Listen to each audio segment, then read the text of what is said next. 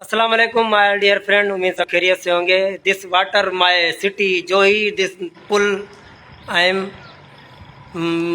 Big पुल। मैं इस पुल के नीचे हूँ। सो इस पानी को देखें आप, मेरे पीछे कितना पानी खड़ा हुआ और मैं पुल के नीचे हूँ। और इस पुल पे कोई भरोसा नहीं है क्योंकि ये बनी हुई से मैं सिर्फ वीडियो बना के आप तक पहुँचाता हूँ, फिर मैं जल्दी जल्दी यहाँ से निकलूँगा। तो इस पानी को देख के ना मुझे एक शेर याद आ गया, big rainy coming, big water coming, little rainy coming, little water coming.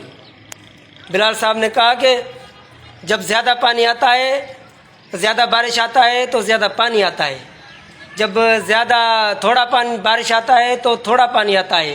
पर यहाँ पे ज़्यादा बारिश होगा तो ज़्यादा पानी आ गया है, यहाँ पे आप देख सकते हैं।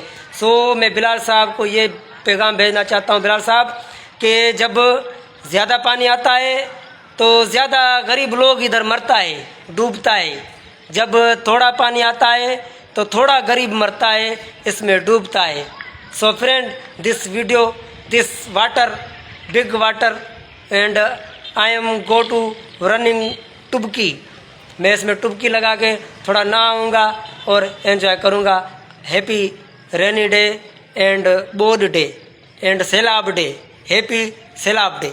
Thank you.